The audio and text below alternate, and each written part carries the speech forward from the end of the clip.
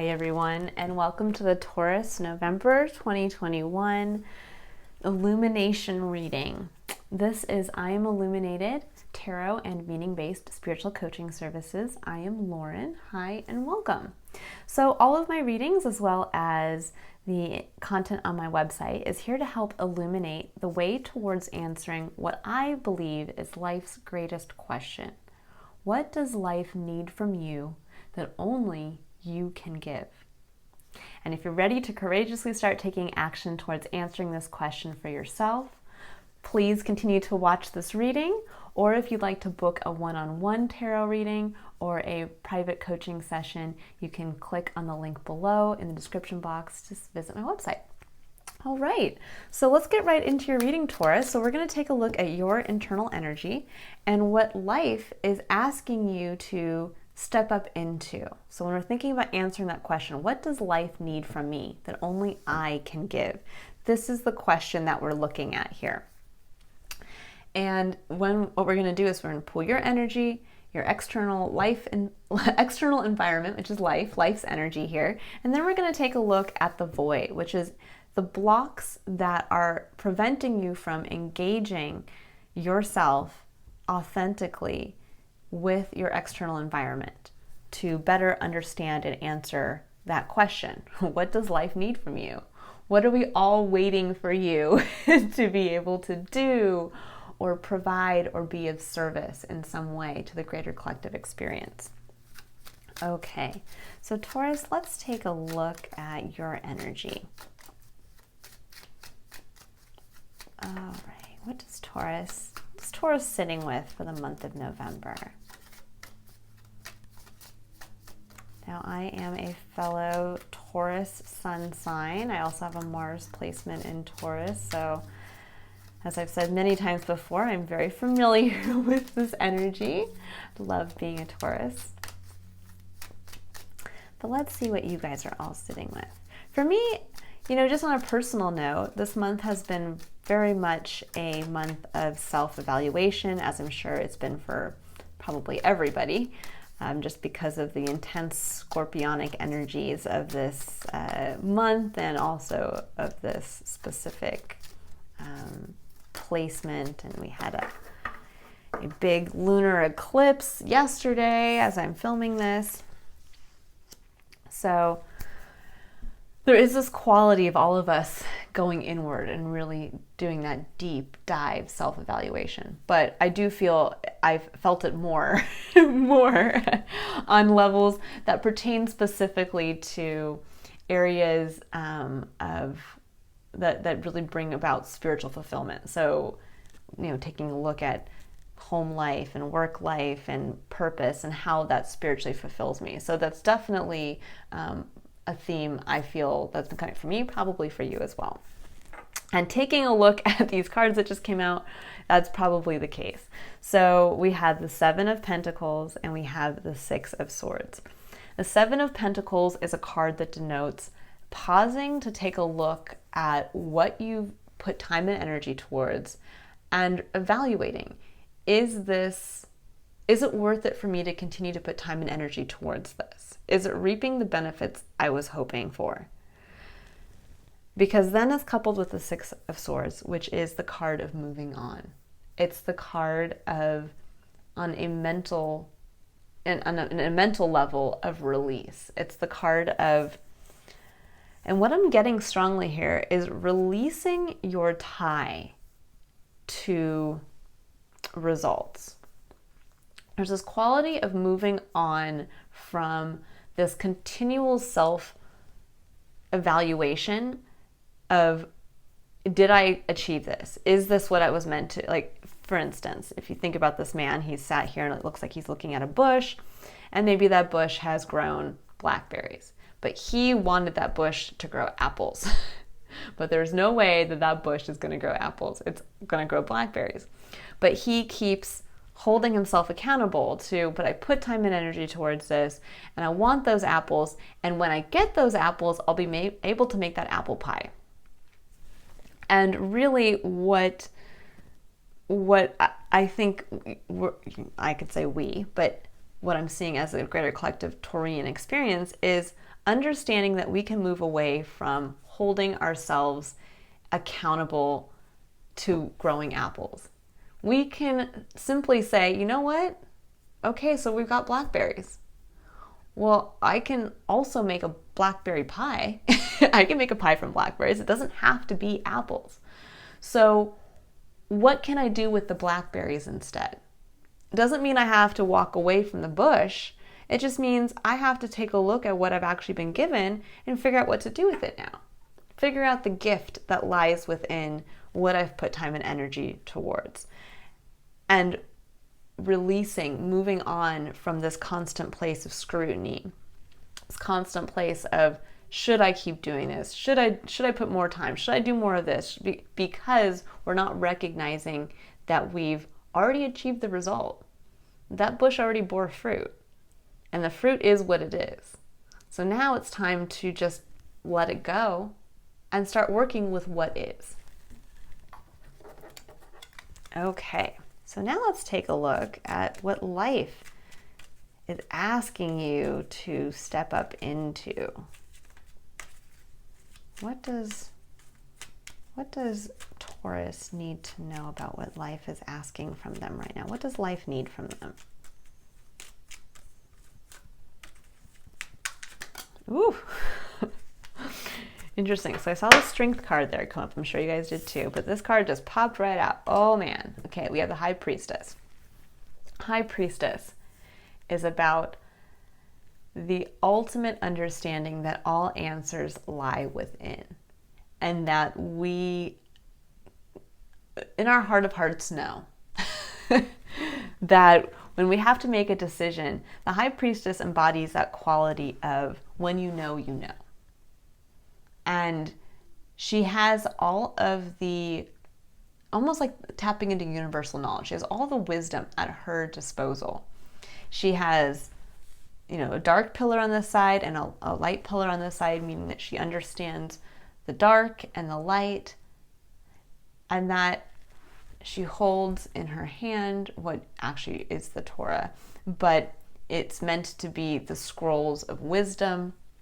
So she has everything she needs to make decisions on her own behalf.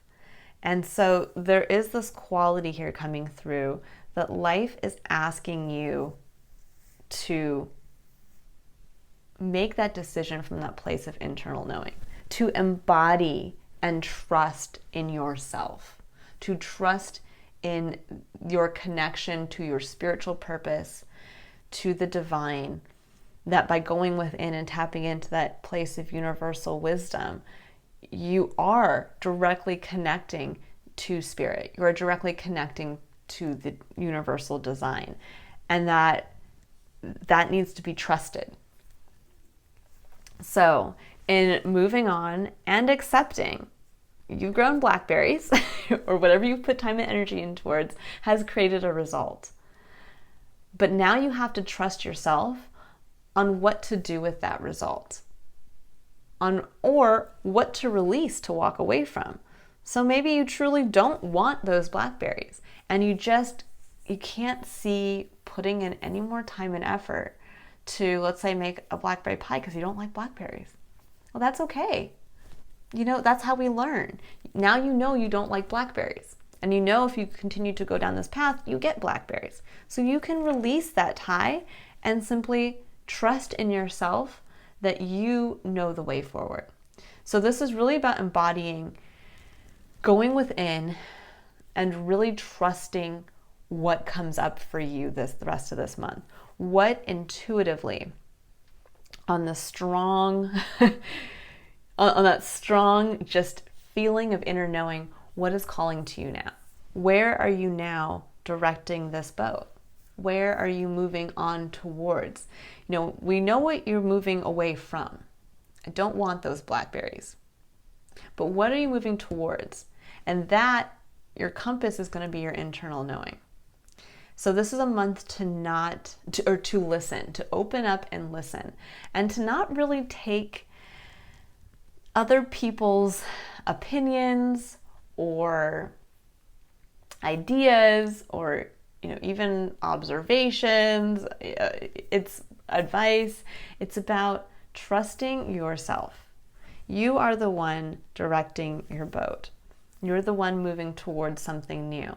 So in forgiving yourself for not maybe creating the outcome you had wanted or the result, you can trust your inner guidance in knowing now where to direct yourself moving forward. So there's going to be I feel like some clarity coming through. There's going to be something that you're going to hit on and be like, that's why this didn't work. All right. So let's take a look at what is blocking you from trusting your own intuition. And I'm going to pull some cards here for what I call the void. The void are all of those layers of protective masking that we have put between us sharing our unique internal authentic self and connecting that with our external environment. And, woo, goodness. And how does that happen? So that happens as we go from moving from a child into adulthood, that each time we try to make ourselves either vulnerable in a heart-centered way, or we chose to share an ability or a hope or dream, and it was mocked or not well received or shot down or hurt, we put up a barrier between us connecting that part of ourselves openly with life again. And that eventually becomes a void where we are now our internal authentic. Whoa, this is a lot. I guess I'll take it all, guys. This is a lot going on here. All right. So what happens is we then find ourselves isolated on one side of the void, away from engaging authentically with life. And when we're thinking about answering that question that life is asking from us, what does life need from us that only we can give? Well, when we're isolated like that, we don't have the ability to find out what, as singular unique beings, can we alone bring to the collective life experience. So you have quite the spread here, Taurus. We have 8 of Swords, Death, the Lovers, 2 of Pentacles. We have Temperance, Ace of Wands, 5 of Pentacles, and 9 of Wands. Woo! Lots of big energies here. So the 8 of Swords is your challenge card. This is your block right here.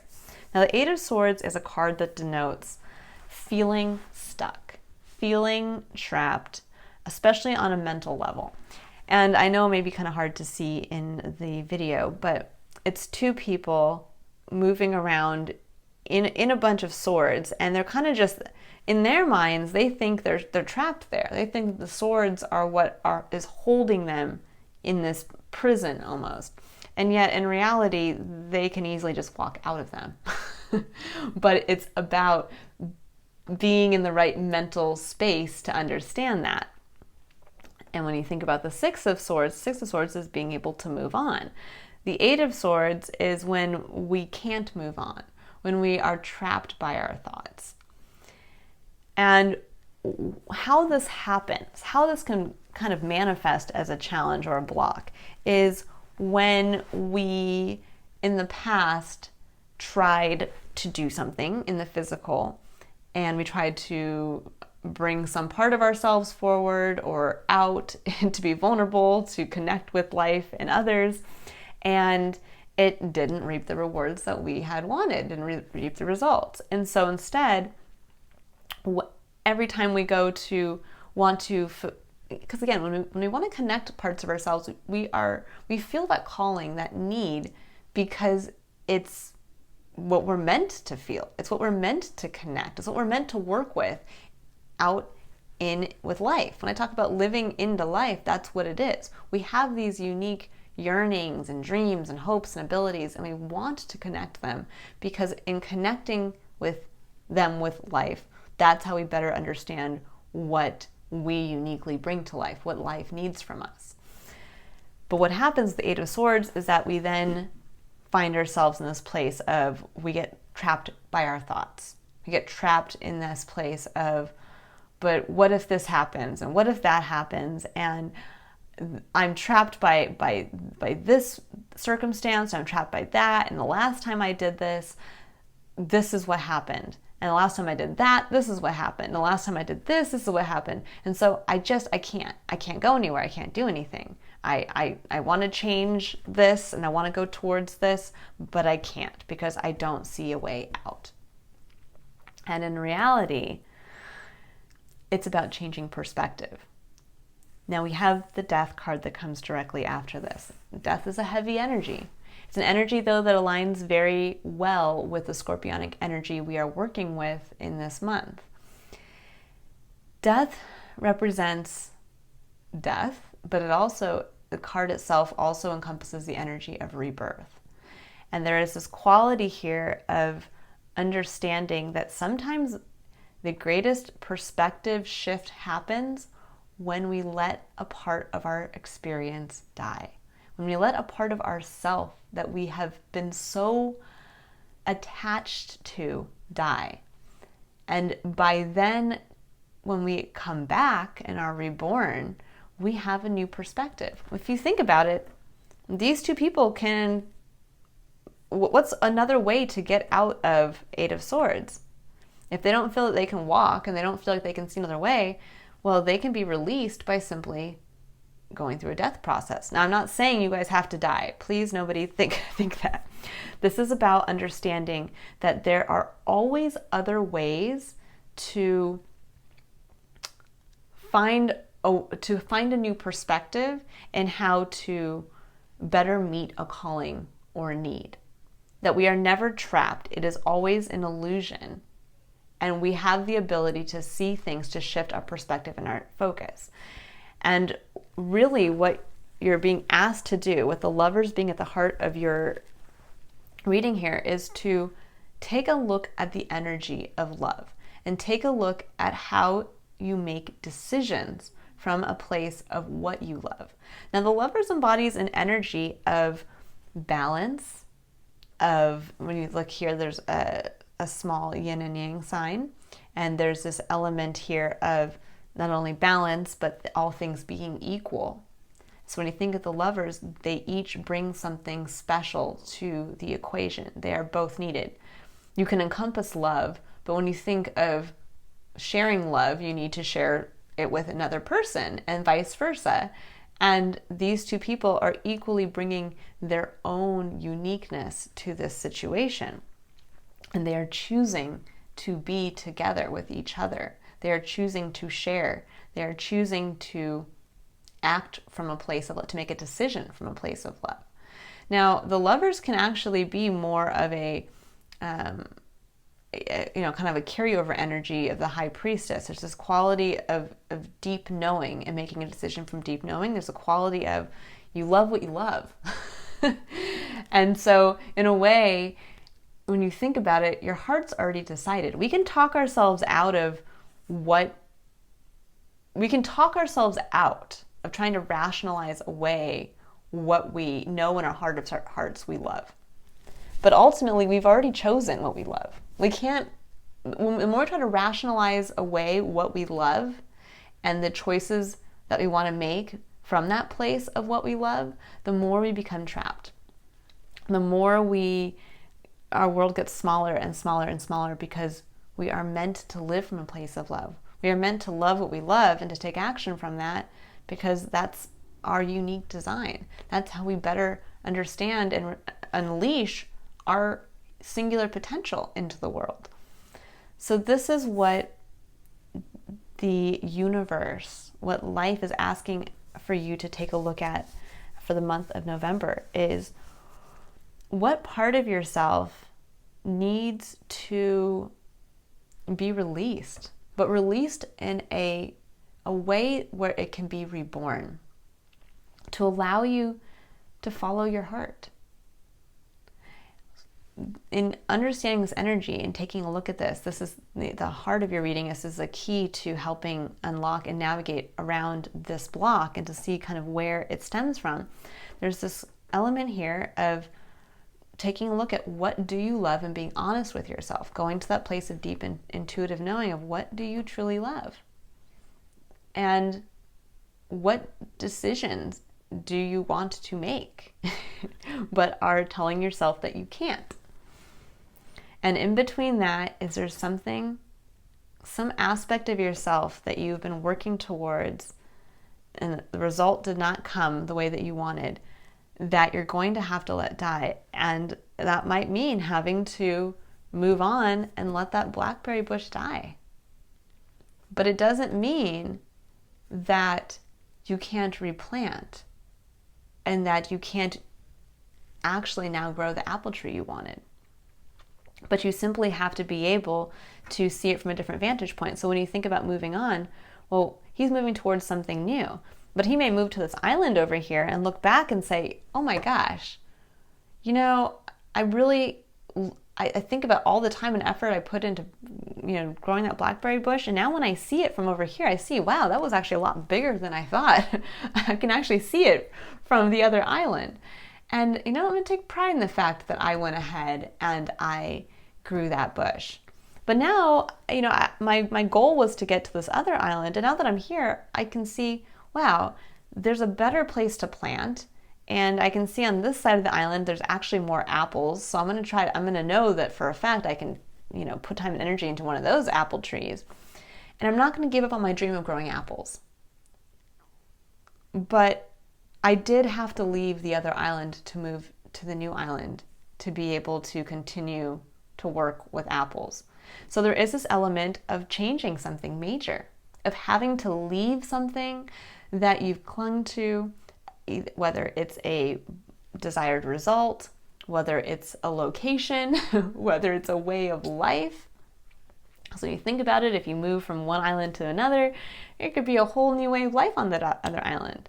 But ultimately, it's not going to change. You don't have to release your dream of wanting to grow apples. You can simply carry that with you forward and continue to take action on that behalf, but also move on and embrace change at the same time.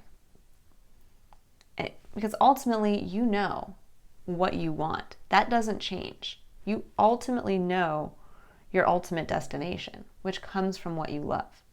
Now then we have the Two of Pentacles after this. And this is where the Two of Pentacles is a card of juggling the day-to-day tasks. It's a card of having to make, actually the Two of Pentacles can actually be the lower vibrational energy of the lovers. It can be, okay, having to make that choice in the tangible world of what do I really enjoy doing and what do I not. But it's also more as well, and I kind of went into this with Aries because it really came out pronounced in the Aries reading, is there's this element of being able to prioritize what you're choosing to take action towards. Meaning, and I apologize if you guys can hear my daughter in the background. She is with her father and is a little cranky today. But the Two of Pentacles is, again, about juggling, but understanding that we physically can't do it all. We can't be juggling two balls while also trying to follow a passion. While also, I mean, imagine like a clown juggling two balls and then trying to paint a picture. It's not going to come out very well. You're going to drop the ball and your painting is going to be all over the place. So it's about understanding that the devil does lie in the details to a certain extent. What you choose to take on each day yourself is a great indicator of what you're going to be able to reap. So if you really want to grow that apple tree on this new island, now you have a better perspective and a better vantage point. You had to maybe release, you know, growing it over here and having the failure that it was a blackberry bush, and now you have to move on and move to a new island. Now it's about, okay, I know I want to grow that apple tree, but I know now where I made some mistakes. And I'm not going to give up on my dream, but I'm also going to realize that important action happens in the small decisions I make. And I'm only one person. I can only do so much. So I'm going to maybe take on less. I'm going to pare down what I'm juggling and realize that I don't have to do it all. that what's interesting in all of these cards, with the exception of death, we have multiple people, multiple people, multiple people. So there's people in your experience that are there who can help, and yet you are not, or maybe that you're not, but it's that this card is showing you you can only do what you can do. The people around you can also start to pick up the slack, whether that's at work, whether that's within your family, whether that's, you know, hiring somebody to come in and help with this, or asking your job to provide you with more support in some specific way. But there's this quality of understanding the actions you take should be based from furthering what you love. And the rest of those small actions the burden can be placed on other people. We don't have to juggle it all. And if we do, we aren't going to be able to ultimately tap into that deep intuition and be able to put our time and energy into growing that apple tree. So there's this quality of being able to really shed that old part of yourself that clung to needing to do it all yourself on the island and realizing that you can let that die and we're starting fresh. The only thing that doesn't change is what you love. And now, knowing that, you can release everything else, all your other previous ties, disappointments, failures, and start fresh with building a routine and taking action from a way that's supportive to growing this new apple tree. And then honoring that other people share this experience with you. We are truly never on an island alone. In fact, if he's moving to this island over here, he's bringing his family with him. So it's a shared experience. So it's taking a look at what you can do and releasing the rest. Because then, as your final challenge here, we have Temperance, Ace of Wands, Five of Pentacles, and Nine of Wands. And what this really brings up for me is there's this quality of the final push to overcome this challenge, to learn the lesson, to unlock what intuitively you know you need to follow, is Temperance. And Temperance is balance. It's balancing fire and water, meaning balancing passion with emotion, and understanding that at some point we have to temper the two together. We can't be all emotion and we can't be all passion. We have to bring them together to allow them to then, and there's an element with Temperance that always comes through for me as kind of like a divine intervention, that there's this element of, to allow us to not be consumed by passion or to not be drowned in our emotions, the divine steps in to show how we can bring both together, how we can take a passion and also gain emotional fulfillment from it. And in there lies the Ace of Wands, the inspiration, the connection between the divine and us. It's our magic wand, our eternal flame. And so there's this quality here of allowing us to entrust and be intuitive, that by following what you love in your heart of hearts and what you know you need to follow, but by tempering it as well, meaning bringing the fire back a little and tapping into your emotions and being able to kind of work with both, that is what's going to give you that inspired idea, or that's what's going to allow you to conceive the next creative project, or even to conceive. This can actually be a card of true conception of a child. But that in tempering, that's where the spark of aha comes from.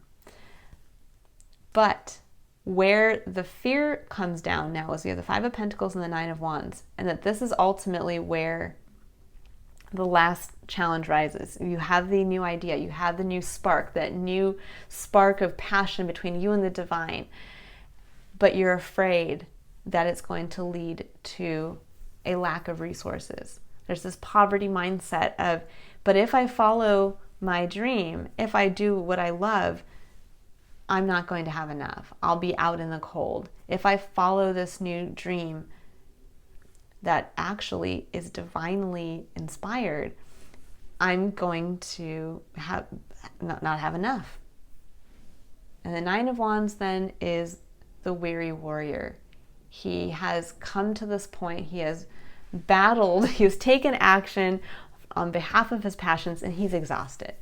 This is somebody who has just been through it all and keeps carrying his wand of passion, but he's just exhausted now. He's like, I don't want to fight that last fight. I don't want to have to basically hold on to all of these wands while also trying to hold my passion. It's almost like having to have all of the action placed on your shoulders, and you know you can because you've come this far. You are the warrior, but you're weary and you just don't want to do it anymore.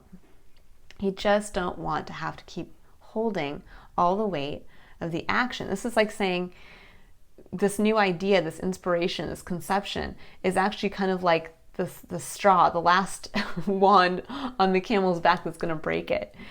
And in reality, instead, what this is showing you is that this is your freedom. It's showing you this, you can let all of this other stuff go. You can let all those other wands go. You're being given a new one. And all you have to carry is that one passion. All you have to support is that one wand, is that one idea, is that one creative inspiration. And it's not going to lead to a lack of resources. What's going to lead to lack of resources is if you keep trying to balance everything on yourself. So there is this quality here of realizing it's time to release and realize you have a new, renewed connection to passion. And that's all you have to carry with you. The rest is no longer yours to carry. You can move on from that, you can release it, and you can simply start fresh with working from what you love.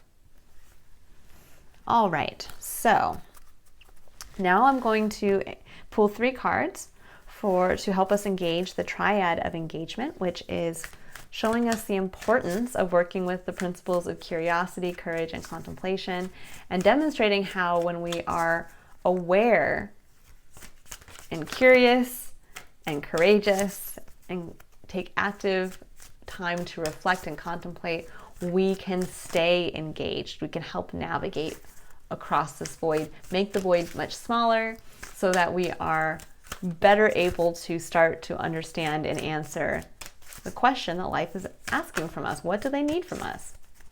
What is it that I, as a singular, unique being, can give to this life that no one else can? What is my true potential? All right, let's take a look at the principle of curiosity. So I'm pulling a card here for curiosity. And what we're going to do is we are going to ask a question that you are meant to ask yourself throughout the rest of the month to help better understand what you're being asked to do here, which is to release and to better take a look at what you love in your heart of hearts and how you can better start to take action from that place, but with a fresh perspective. The perspective of understanding that when you know, you know. When you love, you love. All right. Taurus, what does Taurus need to know? What question do they need to ask themselves to better unlock illumination and clarity around this reading? Come on, Taurus. You guys are being stubborn, which I know I am very capable of being. Ooh, there we go. All right. Oh, beautiful. We have door to personal healing and happiness. Okay. So right away, a question just popped into my head when I think of this card. To ask yourself, why are you afraid? What are you most afraid of in opening the door and walking through into into a place of personal healing and happiness? What frightens you the most? If you can imagine that in walking through this door, you have to die. You have to be reborn on the other side as this new version of yourself. What scares you the most about walking through that door? What scares you the most that you will have to leave behind from your previous experience? And why? It's almost like I was thinking of the show on Netflix. It's called Lock and Key. It's, I think, made for more of a teen audience, but it's where these kids in this house get a chance to use magic keys that unlock certain abilities or things, that they can do. And one of them is their ability to be able to actually pass through this door and their body dies and they can become a spirit and they can fly around and do all these kind of cool things outside of the house that they're in. And that's kind of what this was making me think of, is that it's almost like you've been trapped in this house and you have the key. You have the new idea, you have an idea of what you love. You have the key to your own release to be able, but you know that in order to walk through that door into this new you, that you have to die. That what you are in this very moment has to be released, and you're going to have to go out into the unknown. But this part of yourself is going to be free. Once you go through that doorway, you're now free to do things you never imagined you could do. So there's this quality of that. So what scares you the most about walking through this door that you're going to have to release and leave on the other side? All right, now we're going to pull a Power of Surrender card to help us focus on what we need to release to be able to courageously take small action steps on our own behalf to basically be able to answer life's calling at this point, which is to admit to yourself that you know what you when you know, and you love what you love. And to also have the courage to release. It's a hard thing. And, Taurus has a hard time releasing because, especially releasing in the physical, because our motto as an astrological sign is I have. Meaning we take pride, we have emotional fulfillment from the things that we have in our life. That's why we can often be very material focused or very physical focused. It's also not just about the gathering or collecting of tangible physical things. It's also about having experiences and enjoying the sensual aspects of life. Okay, so we have surrender to divine timing. So sometimes divine timing may differ from your ego's timing. If a goal isn't manifesting fast enough, according to your ego, be patient and trust the universal flow. And this could not line up more with to trust that what you're feeling deep within you, to trust that what you love is what you love, and that it's time to keep going. But it may not be manifesting in the way that you would want it. But that's okay. It doesn't change in your heart of hearts that you want to grow apples. It just means that it's not the right time for that apple tree to have blossomed. Because maybe you would have grown those apples and all those apples would have just rotted on the ground in the island that you were on. But now when you move to the new island and you have the ability to grow apples now stronger and better, that there are people on that island who are going to be so thankful that they can actually, you might be able to feed starving people on the island because you have this vision to grow apples in a way that they were never able to do because of your past experience and because of your dream and your desire and your want to do it. So before, your ideas or your efforts would have been wasted, but here they're ready to grow and bloom and be of service. So that's really when we think about surrendering to divine timing. We don't know what the result's ultimately going to be, but we have to have faith and we have to have trust in ourselves. Trust that when we feel that we love something, when we kind of just have that divine intuition of, okay, I want to go to that island, then we have to heed that call. And so when you're taking courageous action over the next couple weeks and thinking about releasing and stepping into that place of just accepting what you love and accepting that you're going to start taking small actions towards it again, but with a fresh new perspective, that you're going to let go of a time frame and you're just going to enjoy the journey at this point and enjoy the understanding that when you take action from a place of what you love and you start to make those small decisions and you incorporate those into what you do, that ultimately it's what life is asking for you to do and that it will ultimately bloom into what it is meant to bloom into in the time that it's meant. So it's a hard concept, but it's basically to say, keep holding true to what you love. Keep taking action. Just because it seems in this moment from your perspective that you're stuck and nothing's happening, it is. But life will let you know when that part of yourself is needed. All right, so let's take a look at contemplation.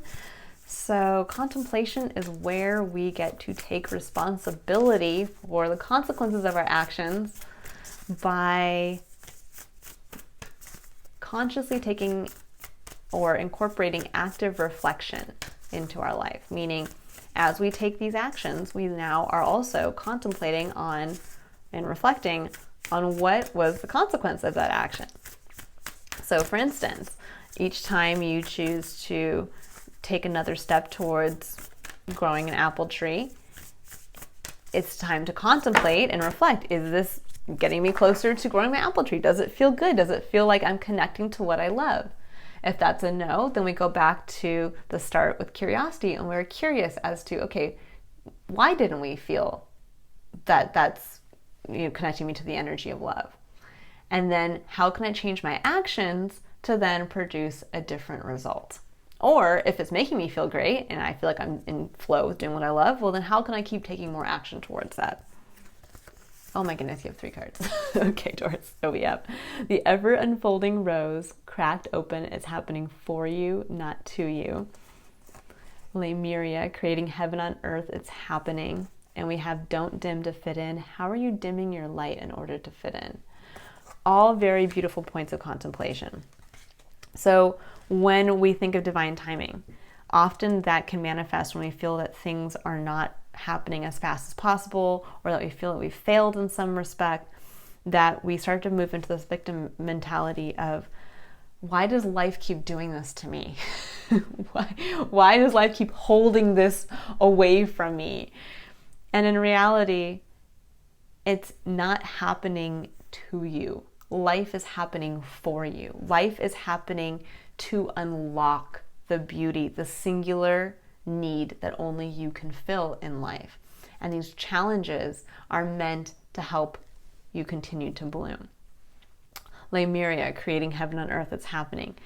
This is about contemplating on what your idea of heaven is to you. What would you need in your physical and emotional life to experience that feeling of what, if you could live in heaven on earth, what would that feel like for you?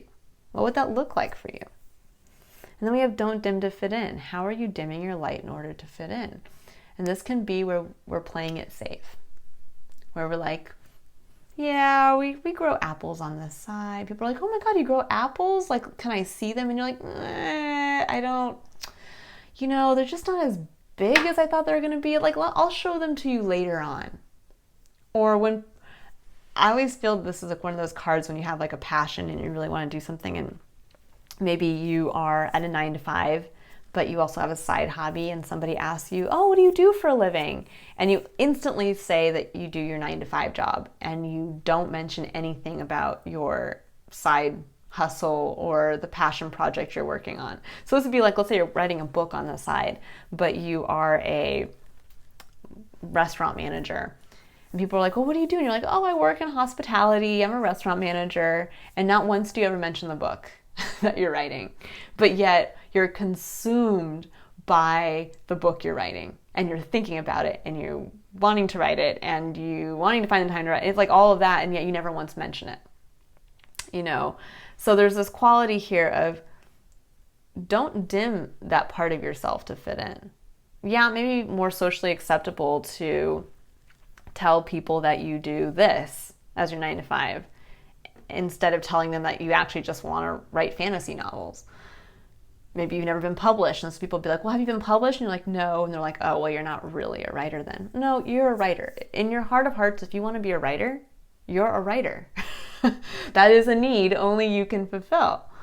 Now, what your writing can do is another part of what you're looking to see for yourself, what you're looking to answer and discover. But it doesn't deny the fact that if that's what you love to do, that is what you are.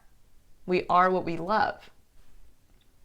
So there's this element here of contemplating. How are you almost self-sabotaging your own efforts by not showing them and shining them and acting from that place?